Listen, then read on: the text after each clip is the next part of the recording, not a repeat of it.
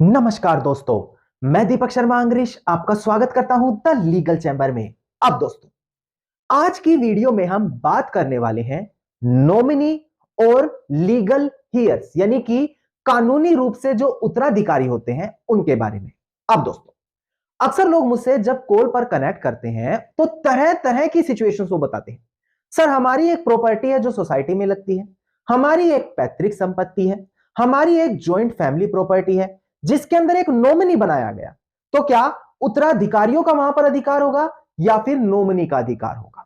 इसके अलावा अगर बैंक के अंदर एक एफडी बनाई है, बैंक बैलेंस है, तो वहां पर किसका अधिकार होगा? कानूनी उत्तराधिकारियों का अधिकार होगा या फिर नॉमिनी का अधिकार होगा? इसी तरीके से अगर कोई इंश्योरेंस लिया था, जैसे कि लाइफ इंश्योरेंस लोग ले लेते हैं, उसका पैसा किसको मिलेगा? क्या कानूनी रूप से जो उत्तराधिकारी है उनको मिलेगा या फिर जो नॉमिनी है उनको मिलेगा? और आखिर में आपको बताऊंगा, जो लोग शेयर्स खरीदते हैं, जो लोग सिक्योरिटीज बाय करते हैं, वहां पर किसका अधिकार आता है? क्या वहां पर नॉमिनी का अधिकार आता है या फिर जो उनके फैमिली मेंबर्स लीगल ईयर्स होते हैं उनका अधिकार आता है? और जितनी भी चीजें मैं आपको क्लियर करूंगा, रेलिवेंट जजमेंट और जो हमारे कानून में प्रोविजंस हैं उनके साथ आपको क्लियर करूंगा, ताकि आपको पता लग जाए कि आपकी सिचुएशन के अंदर जो आपकी लीगल स्टैंडिंग्स है वो क्या है। अब दोस्तों, अगर आप लोगों को हमारी ये वीडियोस अच्छी लगती हैं, अगर आप लोगों को हमारी तरफ से किए गए एफर्ट्स अच्छे लगते हैं, तो मेरा आप लोगों से अनुरोध है, इस वीडियो को आप तुरंत लाइक कर दें, साथ ही साथ अपना कमेंट सेक्शन में जरूर लिखें। इसके अलावा अगर आप लोग मुझसे पर्सनली लीगल एडवाइस लेना चाहते हैं तो इसी वीडियो के डिस्क्रिप्शन में नंबर दिया है, उस नंबर पर आप कॉल करके अपनी कॉल बुक कराकर डायरेक्टली मुझसे लीगल एडवाइस भी पा सकते हैं। तो चलिए दोस्तों, अब आज की इस वीडियो को हम ज्यादा लंबा ना करते हुए आज की इस वीडियो को स्टार्ट करते हैं।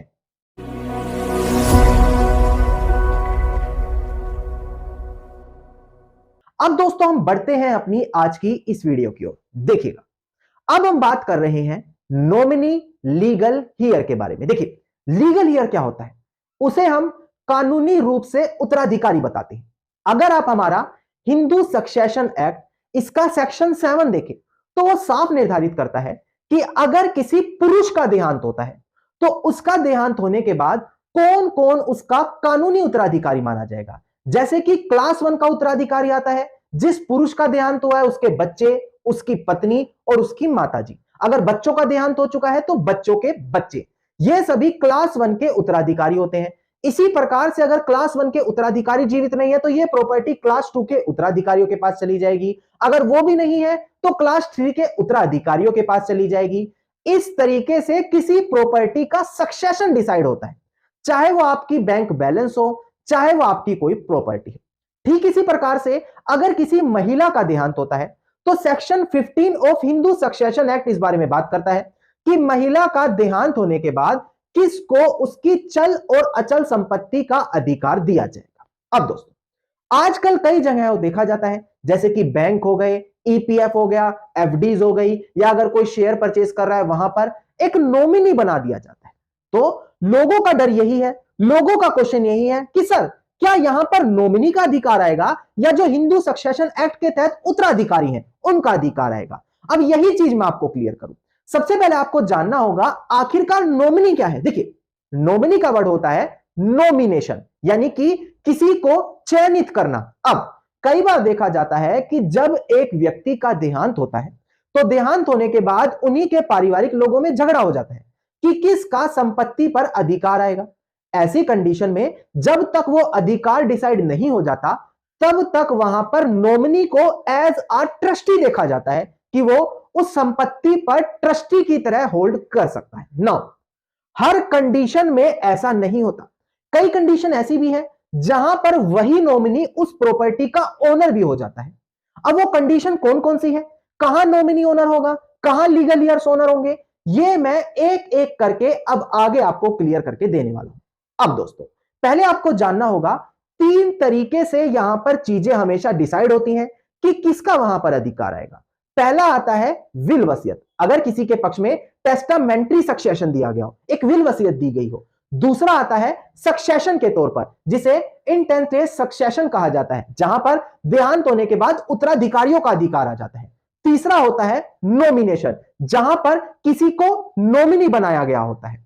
अब मैं एक एक करके बता देता हूं कि कहां पर किसका कितना अधिकार होगा। अब यहां से बड़ी ध्यान से आप लोगों को वीडियो समझनी होगी दोस्तों। अब दोस्तों सबसे पहले हम बात करते हैं इंश्योरेंस वाली कंडीशन में। जैसे कि कई बार देखा जाता है एक व्यक्ति अपना लाइफ इंश्योरेंस कराता है, जहां पर उस व्यक्ति के देहांत होने के बाद उनके आगे किसी वारिसों या नॉमिनी को हक दिया जाता है। अब सबसे पहले मैं बता दूं कि इंश्योरेंस की कंडीशन में क्या होगा। डिस्प्ले पर देखिएगा एक बेहद बड़ी जजमेंट थी जो इस टॉपिक के बारे में बात करती है। ध्यान दीजिएगा, जजमेंट का नाम था श्रीमती सरबती देवी वर्सेस श्रीमती उषा देवी। यह सबसे बड़ी जजमेंट मानी गई है। इसके अंदर आपको बताया है कि जो हमारा इंश्योरेंस एक्ट है जिसका सेक्शन 39 इस बारे में बात करता है, वो क्या कहता है, एक बार आप डिस्प्ले पर देखिएगा। नॉमिनेशन ओनली इंडिकेट दैट, यानी कि जब नॉमिनेशन किया जाता है कि वो केवल इतना ही कहता है कि अगर यहां पर जो नॉमिनी है वो केवल उस पैसे को रिसीव करने के लिए बना है, ऐसी कंडीशन में वो यहां पर किसी भी प्रकार का अधिकार नहीं पा सकता। तो वहां पर जो वो पैसा ले रहा है एज अ नॉमिनी, उसे किसको देना पड़ेगा, वो उसे केवल और केवल जो कानूनी रूप से उत्तराधिकारी हैं उन्हीं को प्रोवाइड कराना पड़ेगा। यानी कि क्या होता है, नॉमिनी पैसा तो रिकवर कर सकता है इंश्योरेंस कंपनी से, पर पैसों पर अधिकार किसका होगा, वो केवल लीगल हियर का होगा, कानूनी रूप से उत्तराधिकारियों का होगा। अब दोस्तों यहां पर इस कानून में बाद में एक संशोधन करके चेंज किया गया, कुछ चीजें यहां पर अमेंड की गई। अब वो भी मैं डिस्प्ले पर दिखा दूं और आपको बता दूं कि अमेंडमेंट होने के बाद प्रेजेंट टाइम में क्या कानून कहता है इंश्योरेंस वाली कंडीशन में। ध्यान दीजिएगा, एक बार देखिएगा, डिस्प्ले पर आपको दिखाई दे रहा होगा, यहां पर इंश्योरेंस लॉ में 2005 में अमेंडमेंट हुआ, जहां पर यही बताया कि जिसके नाम का लाइफ इंश्योरेंस है, अगर वो खुद अपने पेरेंट्स को, अपनी पत्नी को, अपने बच्चों को या बच्चों की पत्नी या उनके बच्चों को नॉमिनी चुनता है।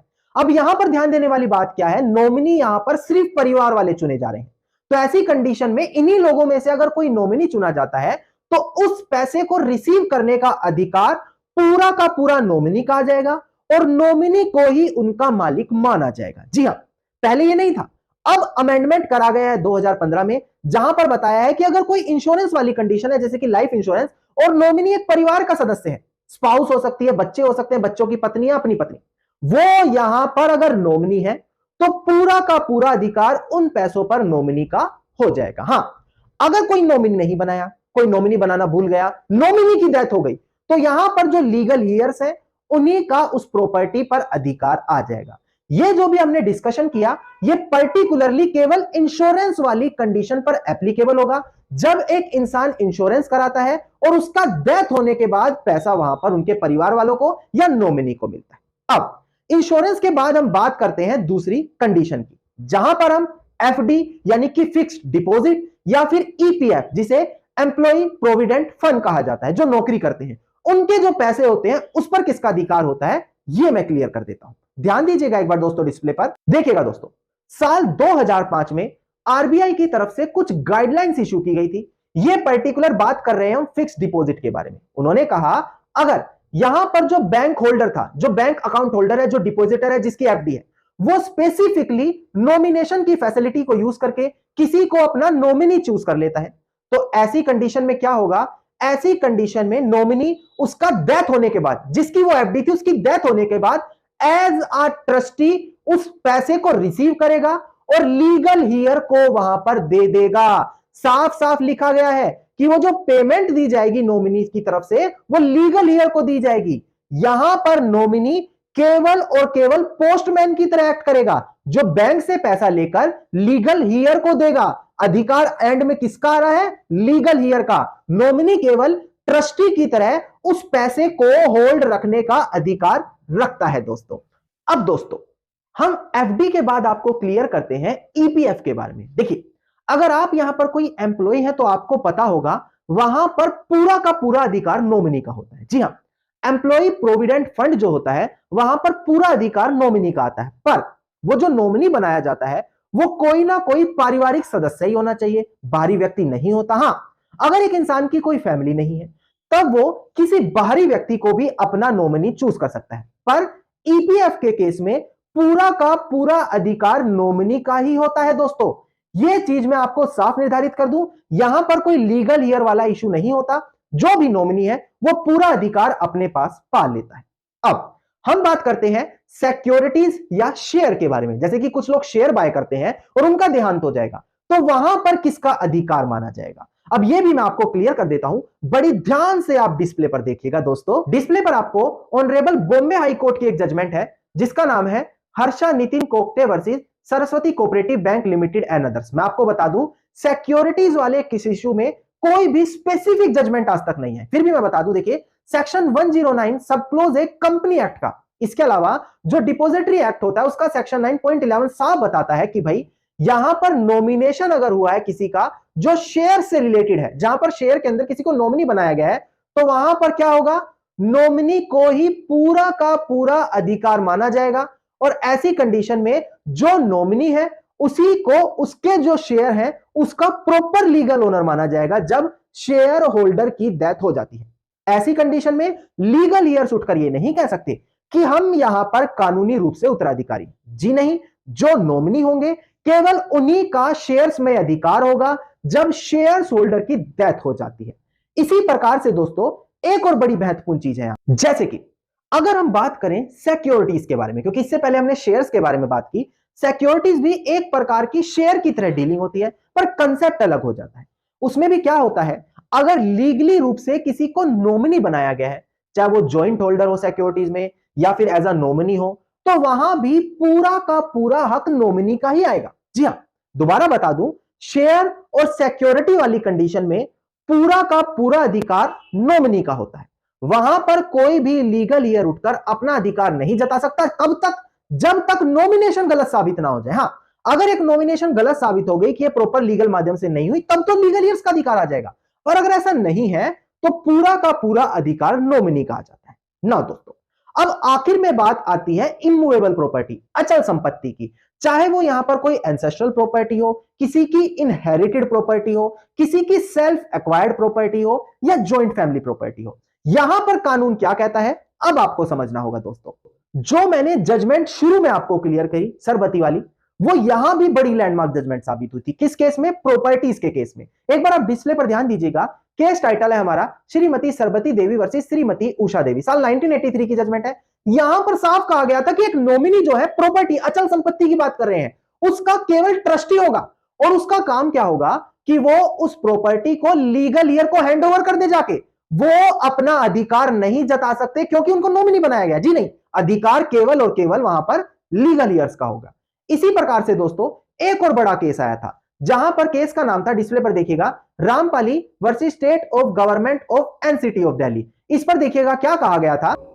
यहां पर एक व्यक्ति का देहांत हो जाता है, इसी बीच उसकी सिस्टर उठकर कहती है जिसका देहांत हुआ है कि मुझे नॉमिनी बनाया गया है, मुझे हक दो। जबकि उनकी पत्नी और बच्चे कह रहे हैं जी नहीं, सक्सेशन एक्ट के तहत तो हमारा अधिकार होता है, हमें यहां पर अधिकार मिलना चाहिए। तो ऑनरेबल दिल्ली हाईकोर्ट ने यहां पर कहा कि जी नहीं, एक नॉमिनेशन विल नहीं होती, वसीयत नहीं होती जिसके तहत हम यहां पर किसी को उसका ओनर मान ले।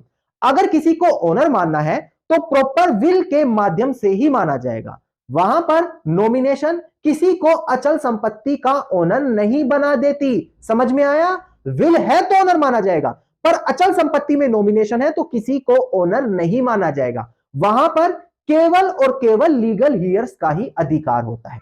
इसके अलावा दोस्तों एक और बड़ी जजमेंट थी, लास्ट में यह भी आपको क्लियर कर दूं ताकि कंप्लीट आपको यह टॉपिक पूरी तरीके से क्लियर हो जाए। ध्यान दीजिएगा डिस्प्ले पर, इसका केस टाइटल था हमारा U R Virupaksha versus S Sarvamma and another. यहां पर बताया गया था कि जो राइट ऑफ सक्सेसर यानी कि जो उत्तराधिकारी होते हैं वो हर अधिकारों के ऊपर हैवी माने जाते हैं और फैमिली मेंबर को हमेशा किसी भी पैतृक संपत्ति में बराबर अधिकार मिलेगा। वहां पर कोई भी नॉमिनी ये नहीं कह सकता कि एंसेस्ट्रल प्रॉपर्टी में मैं नॉमिनी हूं तो मेरा अधिकार वहां पर आना चाहिए, जी नहीं। जितने भी लीगल ईयर्स हैं, जितने भी कुपासनर हैं, उस एंसेस्ट्रल प्रॉपर्टी पर अधिकारी हो जाएंगे। किसी भी एंसेस्ट्रल प्रॉपर्टी में नॉमिनी को अधिकारी नहीं माना जाएगा। अब दोस्तों मैंने आज की वीडियो में आपको कंप्लीट जानकारी दी, जहां पर मैंने रियल एस्टेट यानी कि अचल संपत्ति या फिर एफडी, इंश्योरेंस, शेयर, सिक्योरिटी सभी ए टू जेड कवर करके दिया विद रेलिवेंट जजमेंट या प्रोविजन या जो भी अमेंडमेंट हुई है उसके साथ कि किस कंडीशन में किसको ओनर माना जाएगा। तो उम्मीद करता हूं यहां से अब आपकी कोई भी इश्यू नहीं रह जाएगा, कोई भी कंफ्यूजन नहीं रह जाएगी। अगर आपको हमारी आज की वीडियो अच्छी लगी तो इस वीडियो को आप लाइक, शेयर और कमेंट जरूर कीजिएगा। वीडियो से जुड़ा अगर आप लोगों का कोई भी क्वेश्चन है तो आप कमेंट सेक्शन में मुझे लिख सकते हैं। अलावा अगर आप इसी प्रकार की इंफॉर्मेटिव वीडियोस रोजाना ही पाना चाहते हैं तो चैनल को सब्सक्राइब करके नोटिफिकेशन बेल आइकन आप जरूर दबा दें।